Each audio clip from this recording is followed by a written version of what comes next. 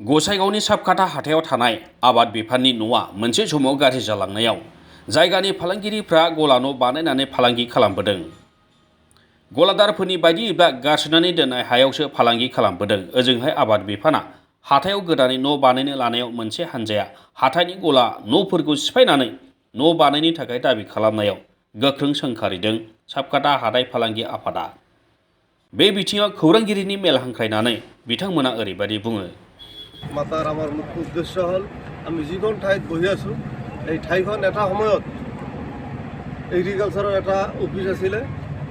বহুদিন দীৰ্ঘ সময় এইটো অকামিলা হৈ থকাৰ ফলত ইয়াত পুখুৰী সদৃশ অৱস্থাত আছিলে।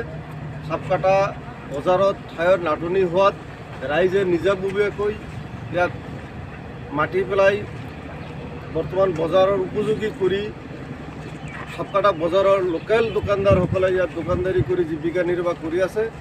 গতিকে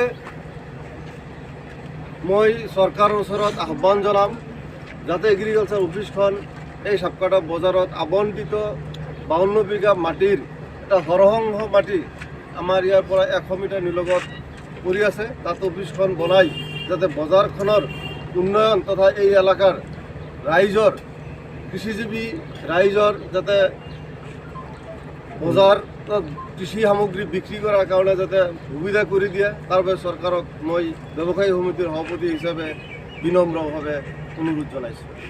সেই কৃষি বিভাগৰ যিটো অফিচ আছিলে তাৰ চাৰিওফালে যিখিনি মাটি আছে তাতে প্ৰায় শতাধিক 100ৰো অধিক দোকানদাৰ বৰ্তমান দোকানদাৰী কৰি জীৱিকা নিৰ্বাহ কৰি আছে। আপোনালোকৰ মূল দাবীখন হ'ল যে ইয়াত অফিচটো নবনাই বজাৰৰ আৰু পৰিত্যক্ত থকা মাটিখিনিত অফিচটো বনালে ৰাইজৰ কাৰণে ভাল হয়। কি ধৰণৰ টেক্স দিয়া আহিছে? নিশ্চয় আমি প্ৰতিদিনে চৰকাৰক টেক্স দি আছোঁ, কাৰণ এইটো বছৰেকীয়া হিচাপত টেক্স লয়, সাপ্তাহিক হিচাপে টেক্স লয়, দৈনিক হিচাপে টেক্স লয়। আমি ৰাইজে সকলো টেক্স চৰকাৰক দি আদায় কৰি আহিছোঁ। আপোনালোকৰ ভূ মাফিয়া সজাৰ উদ্দেশ্যটো কি? এইটো সিহঁতৰ ব্যক্তিগত কিবা অভিসন্ধি থাকিব পাৰে, ব্যক্তিগত কিবা আক্ৰোশ থাকিব পাৰে। ইয়াত ভূমাফিয়া শব্দৰ সাংবিধানিক যিটো অৰ্থ হয় ইয়াত প্ৰযোজ্য নহয়। নতুন গৃহৰ আবণ্টন হৈছে নেকি? বৰ্তমান মই শুনা মতে নতুন গৃহৰ আবণ্টন হৈছে বুলি শুনিছোঁ আৰু বিভাগীয় কৰ্তৃপক্ষ ইয়াত আহিছিল। আমি এখেতসকলৰ লগত মোকাবিলা কৰিছোঁ। আমি দুয়োটা ঠাই তেখেতসকলক দেখাইছোঁ আৰু এইটো ঠাই হ'লে একচুৱেলি এগ্ৰিকালচাৰ অফিচৰ কাৰণেও ভাল হ'ব, ৰাস্তা ঘাটৰ সুবিধা হ'ব, গতিকে ৰাইজৰো সুবিধা হ'ব। ৰাইজৰ প্ৰতি যাতে চৰকাৰে লক্ষ্য দিয়ে তাৰ কাৰণে অনুৰোধ জনাইছোঁ। কিমান দিনৰ পৰা এইখন বজাৰ আপোনালোকে চলি আছে? এইখন বজাৰ তথাপি 5 বছৰ আগৰ পৰাই চলি আছে।